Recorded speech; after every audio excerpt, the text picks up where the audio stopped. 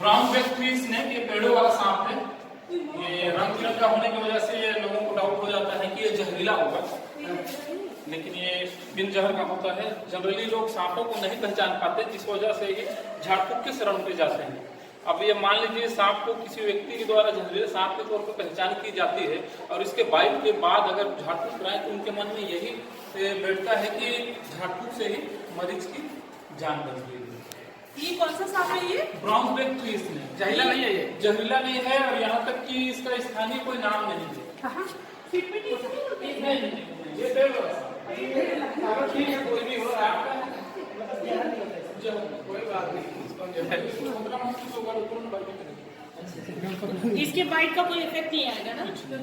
हाँ, डर से हार्ट फेल हो सकता है अगर आदमी नहीं।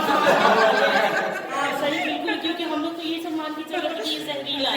इसका तिकोना मुंह दिखा ना, तो हमको लगा अगर ये तो भी अगर ये ज्यादा जोर से अगर सांस अपने अंदर भरेगा तो ये कलर ज्यादा उभर के आएगा। डर रहा होगा ना इसमें, भी तो डर रहा होगा भाई। आप क्या करेंगे इसका? इसको हम छोड़ देंगे थोड़ा सा। ये जो जीव फनफना रहा था उससे हम लोग को ज्यादा डर लग रहा है। हम सोच रहे थे करे तो ऊपर नहीं कराया क्या चीज होता है? दोनों चीजें अभी हम लोग मारा जाता है।